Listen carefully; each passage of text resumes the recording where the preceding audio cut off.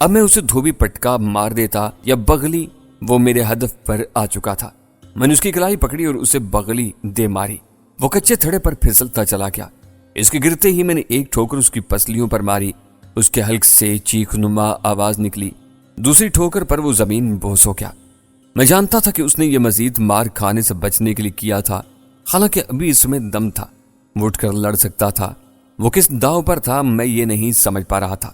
اسے سمجھنے کے لیے میں نے اونچی آواز میں پوچھا، کیا تم اب مرنے کو تیار ہو؟ یہ سنتے ہی جیسے اسے ہوش آ گیا، اس نے چھری لی اور اٹھ کر میرے مقابل آتے ہی وحشیانہ انداز میں حملہ کیا۔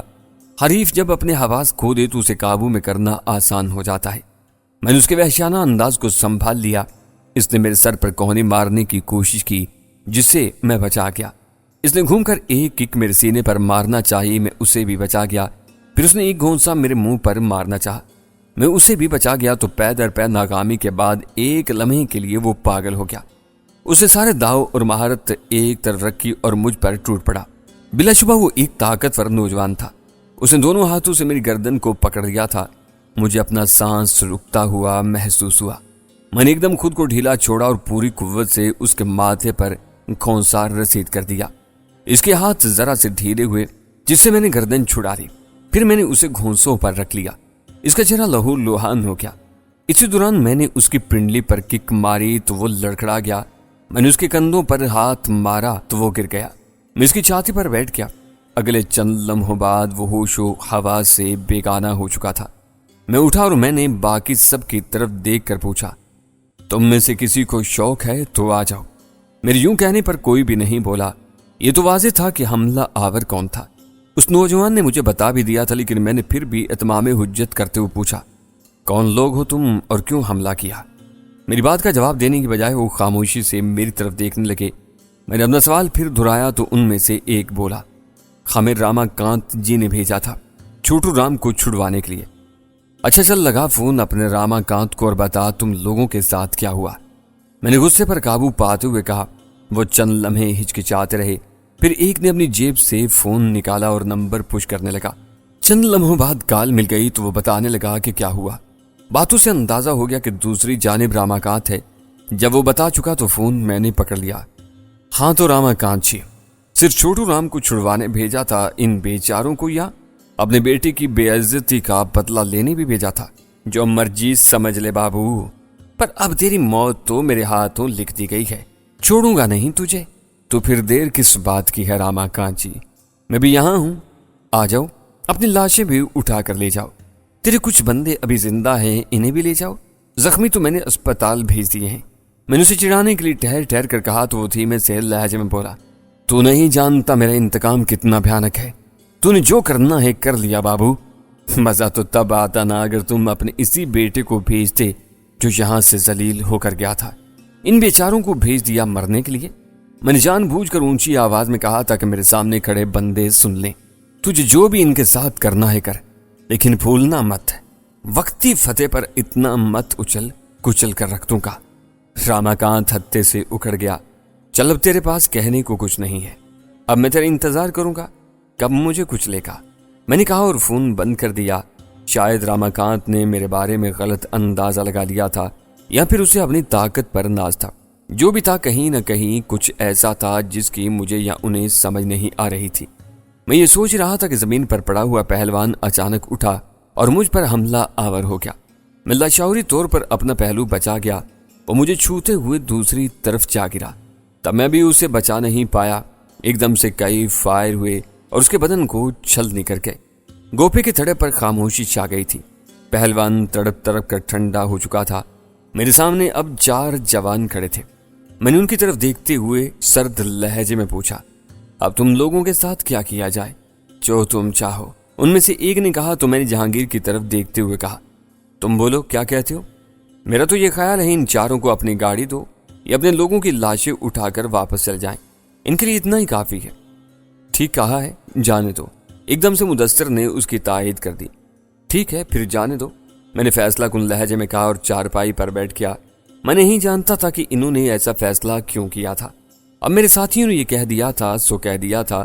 اگلے 15-20 منٹ میں وہ اپنی لاشیں نکال چکے تھے۔ انہوں نے ہماری ایک گاڑی میں ان لاشوں کو ایک دوسرے کے اوپر رکھا اور پھر چاروں اس میں گھسے اور چل دیے۔ تم نے ایسا فیصلہ کیوں کیا؟ شعیب نے جہانگیر کی طرف دیکھتے ہوئے پوچھا تو بڑے سکون سے بولا، اس لیے کہ ہم نے آج رات ہی راماکانت کو اٹھانا ہے۔ آج رات تیرا دماغ؟ بختیور نے کہنا چاہا مگر کہتے ہوئے رک گیا، پھر جیسے ہی اس کے لفظوں پر غور کیا وہ حیرت سے بولا، یہ تم نے کیسے سوچا؟ اس لیے میری جان کہ ہمیں کسی نے کچھ سکھا رکھا ہے۔ جہانگیر نے پورے اعتماد سے کہا تو مجھے اپنے اساتذہ پر بہت پیار آیا، ان کا سکھایا ہوا آج ہمارا مان اور بھرپور حوصلہ تھا۔ وہ وضاحت کرتے ہوئے بولا، وہ یہ سوچ بھی نہیں سکتے کہ ہم ان پر ایسے وقت میں حملہ کریں گے جب انہوں نے اپنی لاشوں کو بھی ٹھکانے نہیں لگایا۔ ان میں غم و غصہ بھی ہے، لیکن ان کے یہ لاشعور میں بھی نہیں ہوگا کہ ہم آج ہی ان پر چڑھ دوڑیں گے۔ جو گاڑی دی گئی ہے اس میں ٹریکنگ ہے، مدثر نے کہا تو سب نے اس کی طرف دیکھا۔ تب میں فیصلہ کن لہجے میں بولا، چلو پھر تیاری کرو۔ میری کہتی سب نے تائید کی اور جہانگیر بستی میں فون کرنے لگا تاکہ کچھ گاڑیاں منگوانے کے ساتھ دوسری تیاری بھی کی جا سکے۔ رات کا دوسرا پہر شروع ہو چکا تھا۔ ہم سندر بستی سے تقریباً 1 کلومیٹر دور آ کر رک چکے تھے۔ ہمارے پاس 3 گاڑیاں تھیں اور تقریباً 15 کے قریب بندے تھے۔ سب گاڑیوں سے اتر آئے تھے، گاڑیوں کی ہیڈ لائٹس بند تھیں، صحرا کا سناٹا تھا۔ ہم ایک دوسرے کو ہیولوں کی مانند دیکھ رہے تھے۔ ہم سبھی ایک دائرے کی صورت کھڑے تھے۔ دیکھو ہمارا مقصد وہاں پر کوئی قتل و غارت کری نہیں کرنا ہے، نہ ہی ہمیں ان سے کوئی بدلہ لینا ہے، وہ ہم لے چکے ہیں۔ پھر آپ کا یہ سوال ہو سکتا ہے کہ ہم یہاں پر کیوں آئے؟ میں نے کہا اور لمحہ بھر کے لیے سانس لیا۔ کسی نے کوئی بات نہیں کی تو میں کہتا چلا کیا، ہمارا مقصد انہیں عورتوں کے بیوپار سے روکنا ہے۔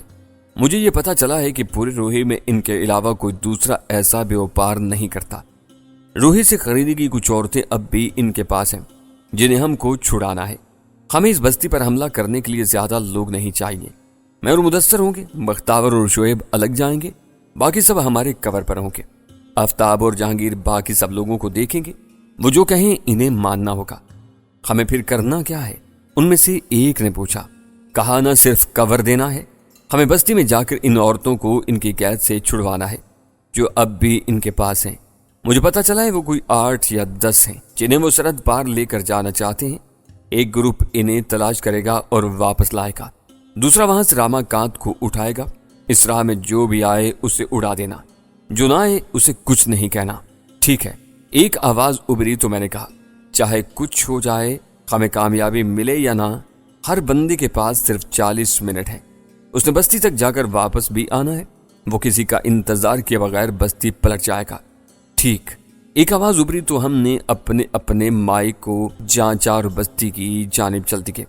ہم بستی کے قریب ترین ٹیلے پر پہنچے۔ وہ کوئی گنجان بستی نہیں تھی۔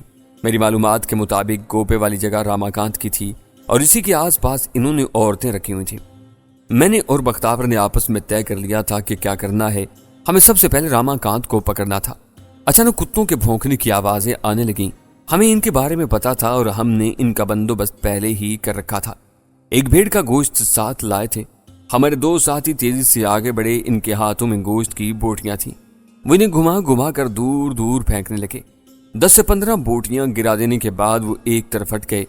چند منٹ انتظار کیا تو کتوں کی آوازیں آنا بند ہو گئیں۔ بلا شبہ وہ گوشت کی بو پر پہنچ گئے تھے۔ ہم چاروں تیزی سے گوپے والی جگہ کی جانب بڑھنے لگے۔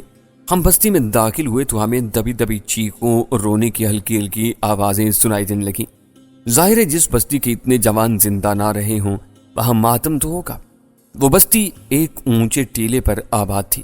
اس میں کوئی باقاعدہ گلیاں نہیں بنی ہوئی تھیں، بس ایسے ہی تھا کہ جہاں جس کا جی چاہا اپنا گھر یا جھونپڑی بنا لی۔ بیچ میں سے یوں راستے تھے جیسے بڑی بڑی پگڈنڈیاں ہوتی ہیں۔ ہم جھونپڑیوں اور دیواروں کی آڑ لیتے ہوئے تیزی سے گوپے والی جگہ کی جانب بڑھ رہے تھے۔ باقی لوگ ٹیلے پر موجود تھے۔ انہیں ابھی تک بستی میں داخل ہونے کا نہیں کہا گیا تھا۔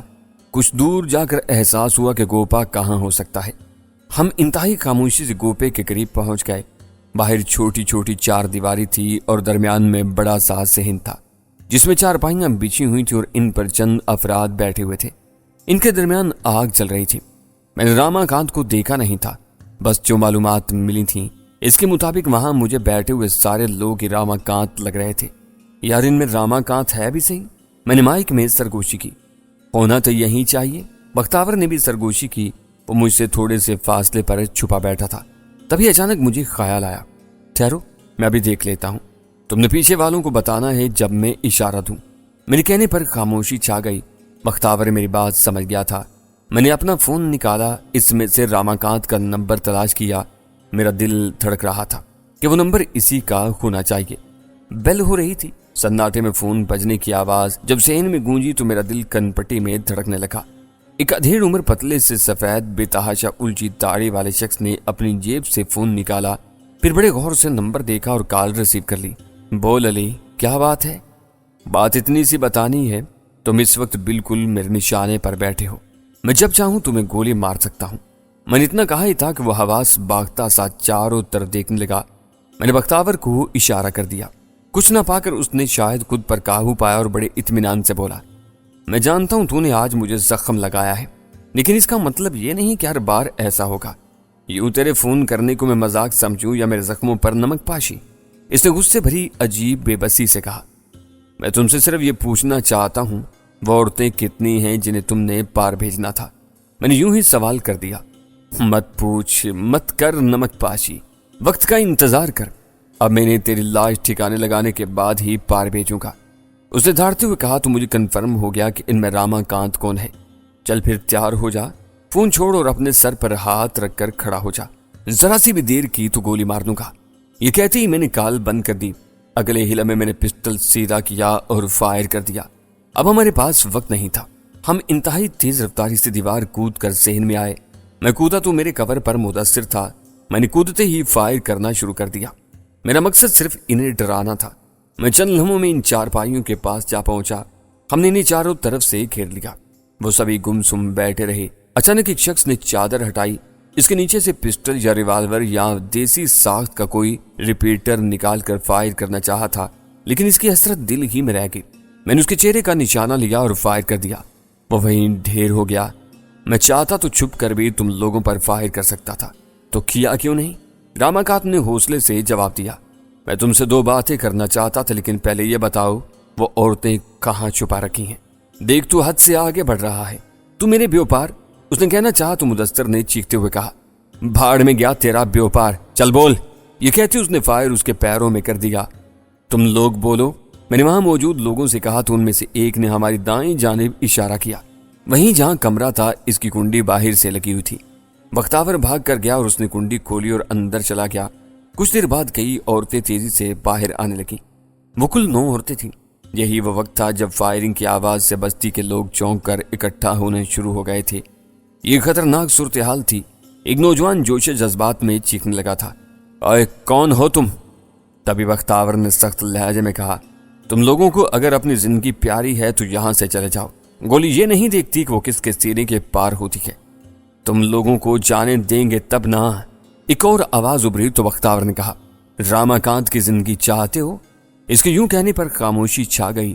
یہی وہ لمحہ تھا جب ان کے پیچھے سے فائرنگ ہوئی۔ اگلے چند لمحوں میں وہ لوگ تتر بتر ہو گئے۔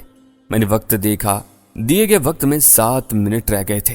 میں نے راماکانت کو اپنے ساتھ لیا اور صحن کے کونے میں کھڑی گاڑی کی جانب بڑھا۔ باقی سبھی لوگ عورتوں کو لے کر چل پڑے۔ اچانک ایک جانب سے کئی فائر ہوئے، کچھ چیخیں بلند ہوئیں، اس کے ساتھ پھر شدت سے فائرنگ ہونے لگی۔ یہ وقت دھیان دینے کا نہیں تھا۔ میں نے راماکانت کو گاڑی میں ڈالا۔ چابی کہاں ہے اس کی؟ میرے پاس نہیں ہے، اس نے جواب دیا۔ میں نے اپنی چابی نکالی، اسے اگنیشن میں ڈالا اور گاڑی اسٹارٹ کر لی۔ میں وہاں سے نکلا تو سب کو معلوم ہو گیا۔ جلدی میں بستی کے باہر آ گیا۔ میرے پیچھے باقی لوگ فائرنگ کرتے ہوئے بھاگتے چلے آ رہے تھے۔ انہیں مشکل یہ ہو رہی تھی کہ جو عورتیں ان کے ساتھ تھیں وہ انہیں دیر کروا رہی تھیں۔ کچھ نوجوان بھاگتے ہوئے عورتوں تک پہنچے اور انہیں لے کر گاڑی کے قریب پہنچ گئے۔ جیسے تیسے وہ اس میں سوار ہوئے۔ مدثر اور 2 مزید نوجوان میرے ساتھ آ گئے۔ مدثر سن روف کھول کر کھڑا ہو گیا۔ اس نے گولیاں برسانا شروع کر دی تاکہ بستی والے دہل جائیں۔ ہم وہاں سے نکلے تو سیدھے ڈیرے پر آ گئے۔ اس وقت دن نکلنے کے آثار پیدا ہو گئے تھے۔ ڈیرے پر جنریٹر کی وجہ سے روشنی تھی۔ وہ ساری عورتیں ایک جانب تھڑے پر بیٹھ گئیں۔ میں نے راستے میں ساوری کو بتا دیا تھا۔ کچھ دیر بعد اس نے ساری عورتوں کو اندر بلا لیا۔ سارے نوجوان ادھر ادھر پھیل گئے۔ راماکانت میرے سامنے چارپائی پر بیٹھا تھا۔ میں نے اس کی طرف دیکھتے ہوئے دھیمے لہجے میں پوچھا، اب بول راماکانت بیوپاری، کیا کیا جائے تیرے ساتھ؟ مجھے مار دے، اب میں ذلت کی زندگی برداشت نہیں کر سکتا۔ اس نے انتہائی جذباتی لہجے میں کہا تو مجھے اس پر ترس آنے لگا۔ نہ یار، ऐसे तो ना कह, तेरा कोई बेटा सामने नहीं आया? खैरत है? हैरत नहीं है मुझे, ना तुझे होनी चाहिए। उसने फिर जज्बाती बल्कि रो देने वाले लहजे में कहा तो मैंने उसे गौर से देखा। तभी वो बोला, तेरे आने से थोड़ी देर पहले मेरे दोनों बेटे कुछ लोगों के साथ जख्मियों को देखने चले गए थे, पर मुझे दुख नहीं जो किस्मत में है। चल फिर थोड़ी देर आराम कर, अभी नाश्ता करते हैं, मैंने कहा और उठ गया। राहिशी इलाके की तरफ जाते हुए मैंने बख्तावर को फोन करके बता दिया कि रामाकांत के बेटे जख्मियों के लिए अस्पताल की तरफ गए हैं। हो सकता है वो पागलपन करें और डेरे पर हमला कर दें, इसलिए मोहतात रहना। वो मेरी बात समझ गया। इसने मुझे यही सलाह दी कि रामाकांत को डेरे से हटा दिया जाए। कुछ देर बाद मैंने अपने सामने बिठाकर रामाकांत को नाश्ता करवाया, फिर बख्तावर के साथ उसे भेज दिया। सारा दिन कुछ नहीं हुआ। मैं सुकून से पड़ा सोता रहा। मेरी आंख खुली तो मेरे करीब सावरी बैठी थी। वो मुझे बड़ी खुशगवार और निखरी निखरी सी नजर आ रही थी, जैसे अभी नहा कर ताजा दम हुई हो। उसके लबों पर दंदासा, खुले बाल और आंखों में काजल देखकर मुझे लगा कि कुछ हटकर है। तभी मैंने हैरत से पूछा, अरे वाह, बड़ी निखरी निखरी लग रही हो। अब बंदा नहाए धोए भी ना, उसने शिकवा भरे लहजे में कहा। तुम खुद ही काम काज में लगी रहती हो, मैं तुम्हें महारानी? मैंने कहना चाहा तो वो मेरी बात काटते हुए बोली, गोला मार महारानी को, उठो जाओ नहा धो लो। बड़ा एहतमाम कर रही है, खैर तो है ना? मैंने एक आंख दबाते हुए कहा तो उसने जोर से एक मुक्का मेरे कांधे पर मारते हुए कहा, अगर मेरे पीछे नहीं आए ना तो मैं पानी यहां लाकर फेंक दूंगी तुम पर। ओ नहीं, ऐसा नहीं करना, मैं अभी आता हूं, मैंने कहा और उसके साथ ही कमरे से बाहर आ गया। बाहर सहन में आया तो मुझे पता चला दोपहर हो चुकी है। खामोशी देखकर मैंने पूछा, वो रात जो औरतें आई थी? रात नहीं, आज सुबह आई थी। इन सबको मैंने अपने अपने घरों में भिजवा दिया है, इनके साथ रिधि भी चली गई है, उसने बताया। चलो ये अच्छा हुआ, मैंने सुकून से कहा और नहाने के लिए बढ़ गया। मैं डेरे पर आया तो इन चारों के साथ बख्तावर भी बैठा हुआ था। मुझे देखते ही वो हंस दिए। क्या बात है, बड़े दांत निकाल रहे हो? यार तुम्हारा ख्याल तो सावरी भाभी रखती है, हमारा ख्याल कौन रखेगा? मुदस्सर ने फैलते हुए कहा तो मैंने चारपाई पर बैठते हुए कहा, मेरा ख्याल है तेरी शादी तो हो चुकी है। शादी होना और ख्याल रखना दो अलग अलग बातें हैं मेरे दोस्त, तुम्हें इस फलसफे का पता होना चाहिए, उसने तरंग में कहा तो सभी हंसने लगे। पहली बात तो ये कि सावरी अभी तुम लोगों की भाभी, बंद कर बकवास। बख्तावर ने एकदम उठकर कहा, यह बयान हम हजारहा सुन चुके हैं, कोई नई बात कर, मुझसे तो नहीं होती, फिर तुम लोग कर लो, मैंने कहा और आराम से एक चारपाई पर लेट गया। हंसता हुआ बख्तावर भी वापस चारपाई पर बैठ गया था।